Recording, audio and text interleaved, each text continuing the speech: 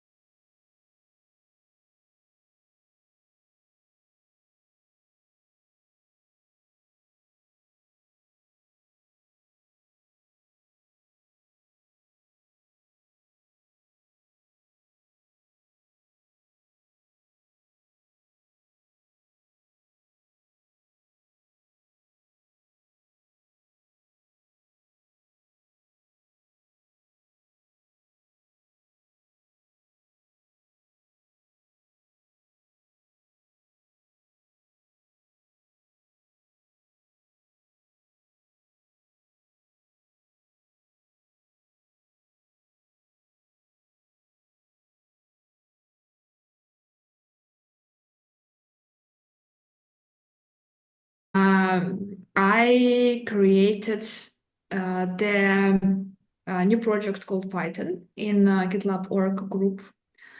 And I also created there the maintainers group, which create us the handy handle for the like the pin called the maintainers. But after that, I realized that we actually have another group called maintainers with all of the kind of subgroups which for each project which kind of actually serve the same purpose. So I think we should use that.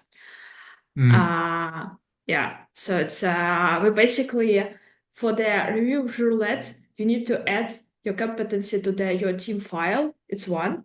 Then you have this maintainers group, which basically use for this handlers, this two. And then there's also like the uh maintainer's role in the project, which basically like the ones that allow you to merge stuff to main branch. That's three. So it's kind mm-hmm, of like all over the place. But now me and Shola, we are pairing to create this review roulette rules that we can bootstrap mm-hmm, for the projects. Yeah. And also we discussed today in the first meeting the kind of small checklist what the people need to kind of what we can actually also use as a default list of the knowledge mm-hmm. that people need to know once they are stepping in as a Python Yeah. maintainer. So you can also like propose some stuff to this list. Um, Either one. So for the maintainers, either one is fine. I think if we already have this, and Yeah, we it's should better use it. just follow the process. It's better to do this now than to do this later, when people get Yeah. used to it. But But Python, yeah, sorry. no, go ahead. Yeah, but I think it's like still useful to have this Python project. We can like Hmm. dump there all of the Python related stuff, all of the templates and yeah, Yeah. everything. But so the impact of this is pretty awesome. So now, if I want to start a project, I don't have to hunt for maintainers anymore.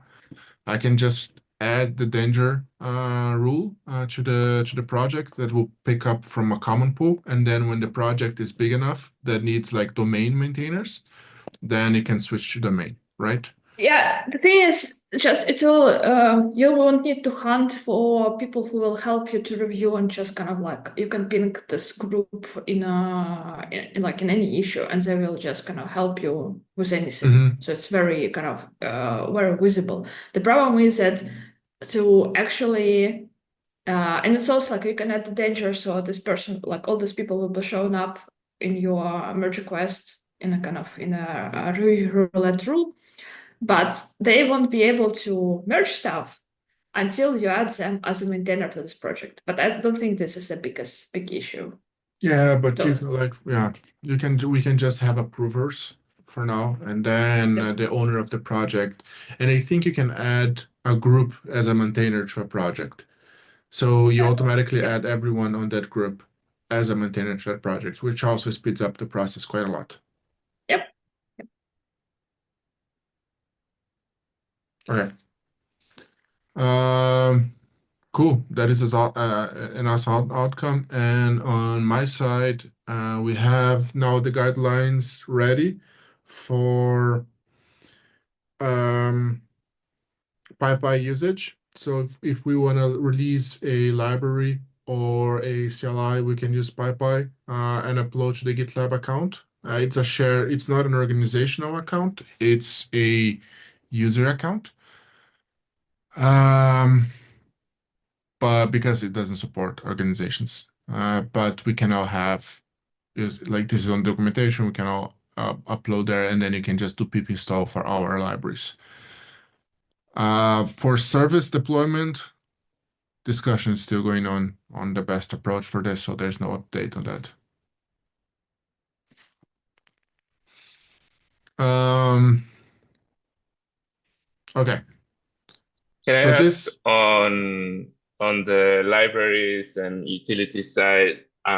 So uh, my understanding is that until now we've been just using the registry on GitLab.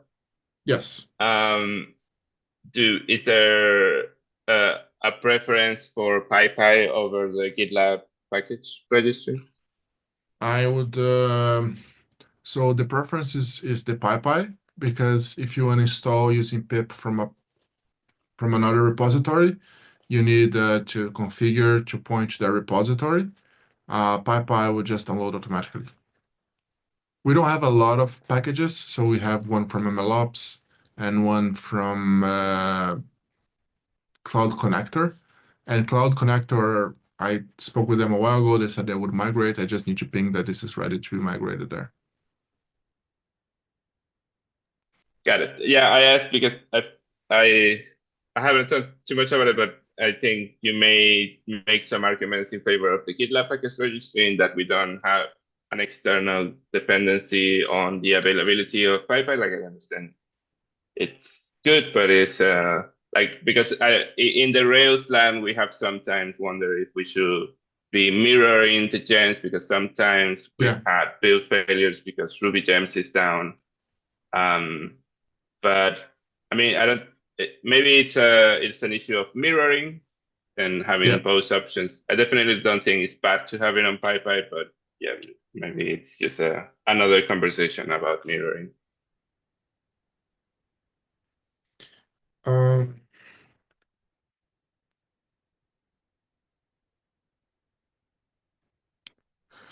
okay. So also I see Bruno typing there, but uh, this, do you want to talk about backwards compatibility, Tatiana? Yeah, but I saw there's Bruno like posted some comments Yeah, maybe he was related typing to. in still, so I'm allowing him to type while I speak, and then I'll copy. Well, are you finished? I didn't think we were going to my point already. I was heading to the end of the list. But cool, yeah, just it's my first time joining here, right? Although I've been pushing, I left a link there. I've been pushing for the creation of built-in templates, right, with Alejandro and Pan. And then after a long thread, we learned that built-in templates are quite useless because they need to be ultra generic, like Mm-hmm. non-opinionated at all, which I don't see any value in adding them. And then there was a shift towards steering towards adding guidelines. And I'm just Mm-hmm. wondering if anyone has tackled that already, or if it's something that we can still work on. it's something that can still be worked on. So if you look at the Python guide, so everything has been added, but libraries for new code base. So this is the most out of all of the points. This is the one that is the furthest behind without, especially because we tried to go for templates, but then it didn't work. But I think adding documentation is the easiest way to move forward.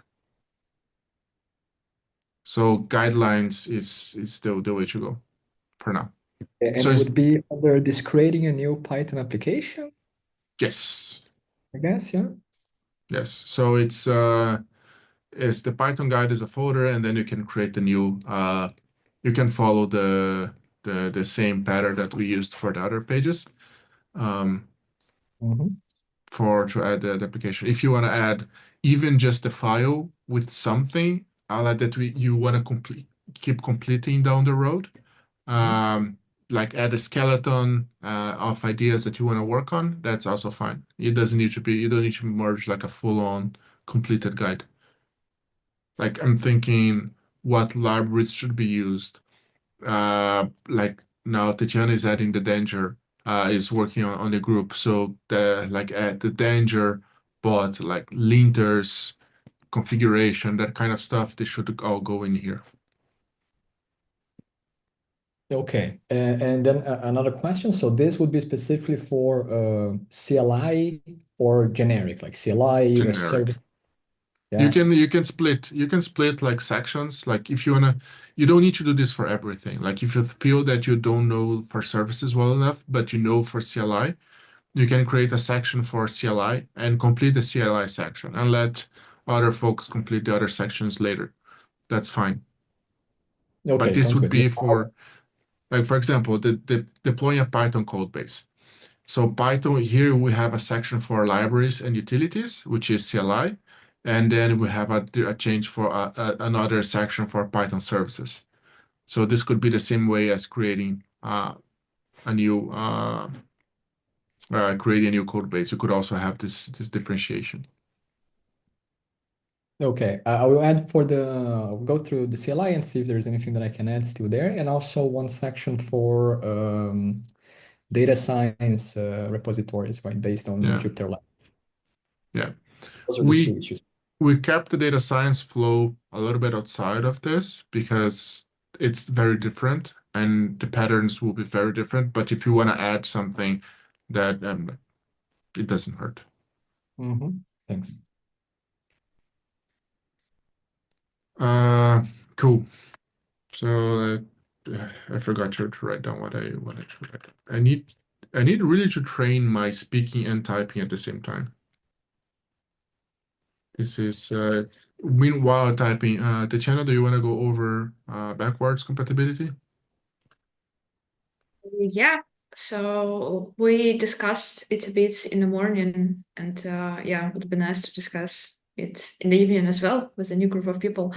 Basically, the question is, do we need like one policy for backward compatibility across different Python services or not?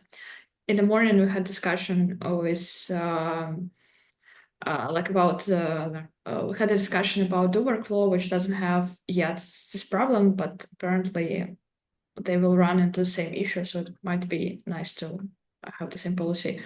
But the issue is that like it might be also kind of a bit more specific to AI Gateway, but in AI Gateway, if we like remove compatibility with some previous version of the GitLab.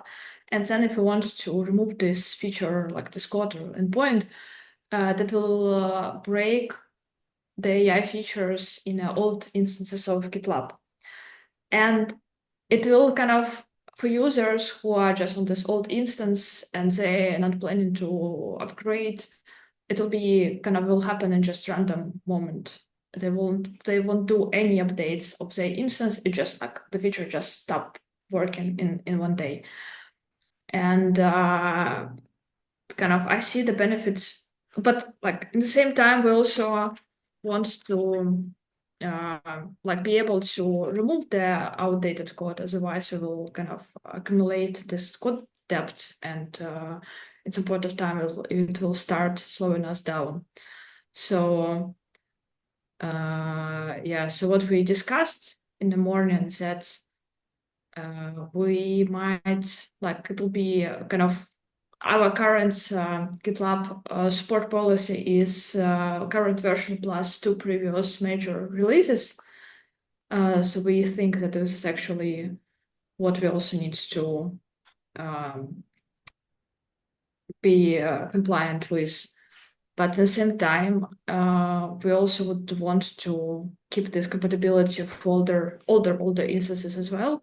And one way to do it is, like Eduardo suggested, to create the deployments of AI gateway, which will basically will kind of route the traffic for the older instances, and we can expand this experience to other Python services.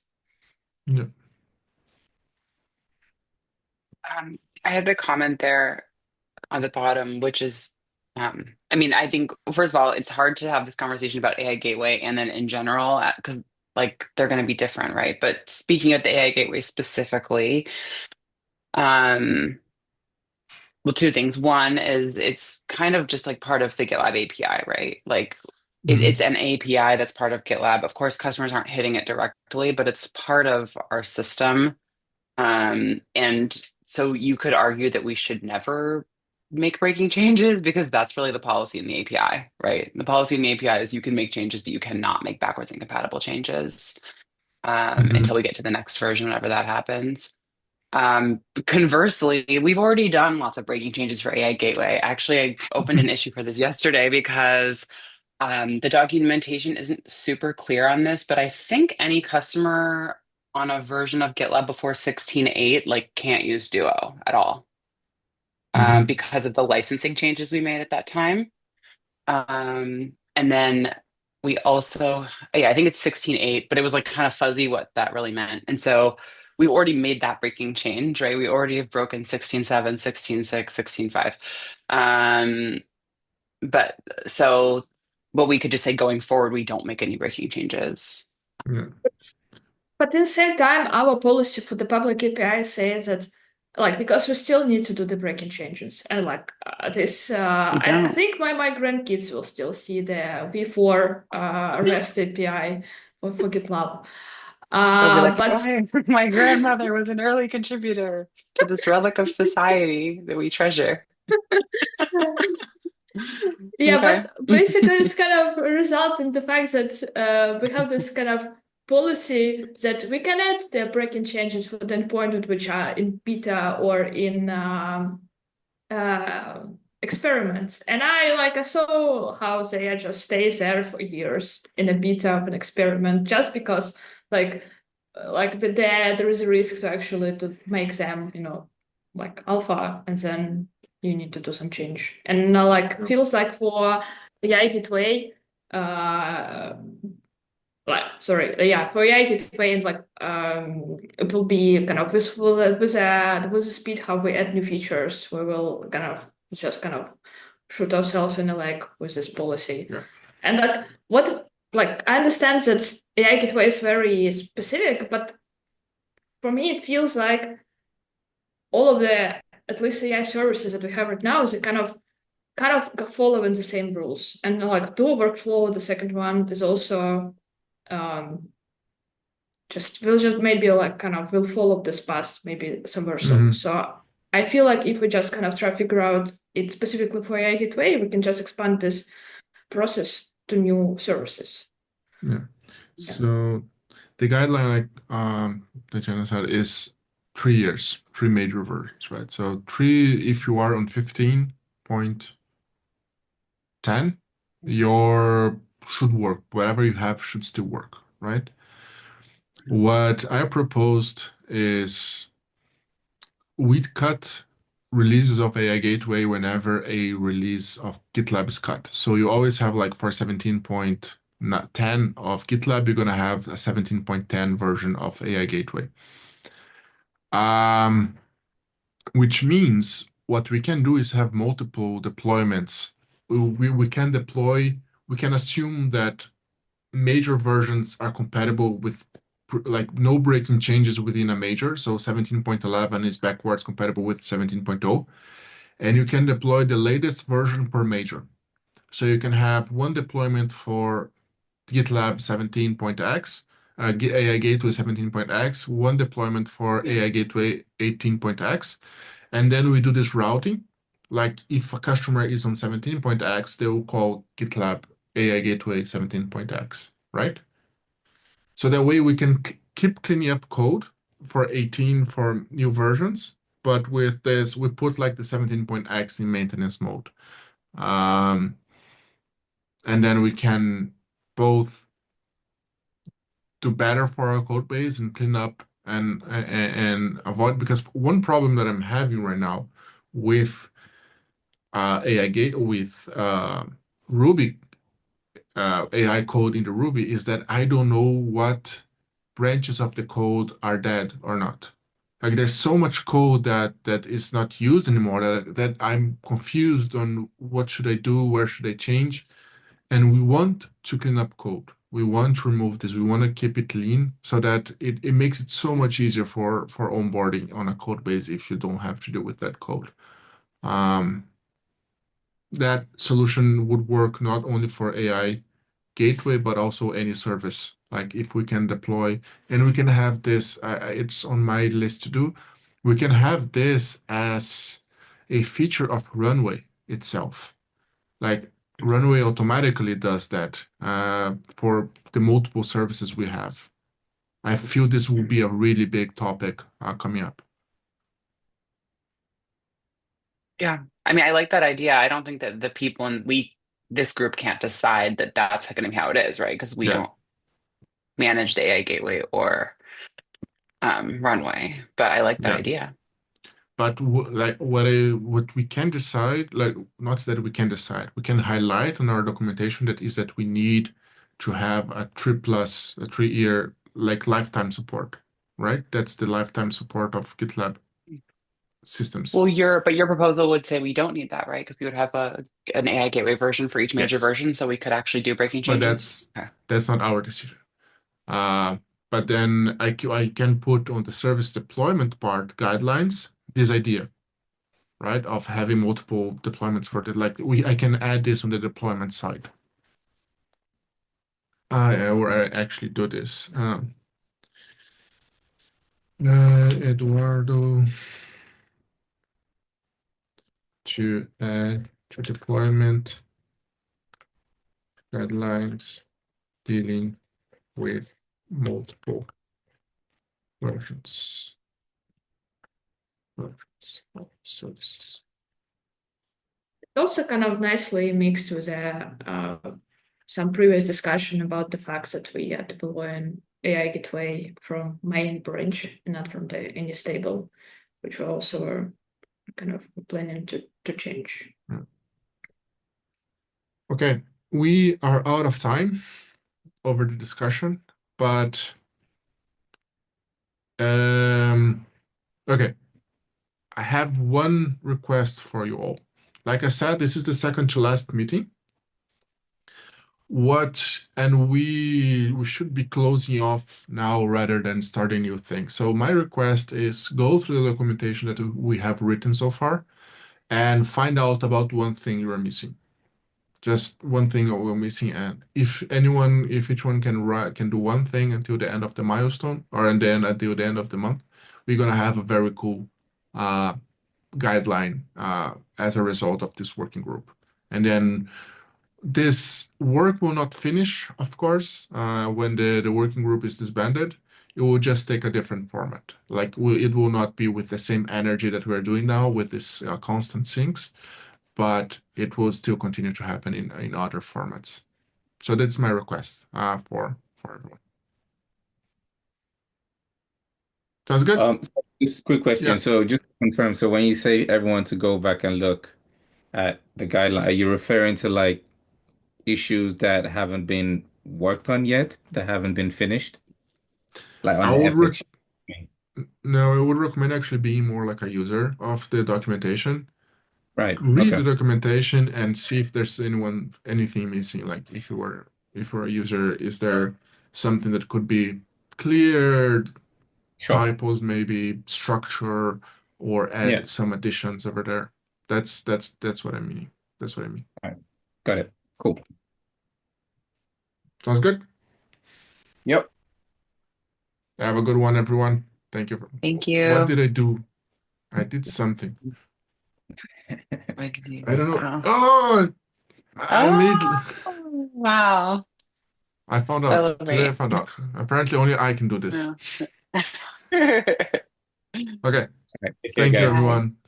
Bye. Bye.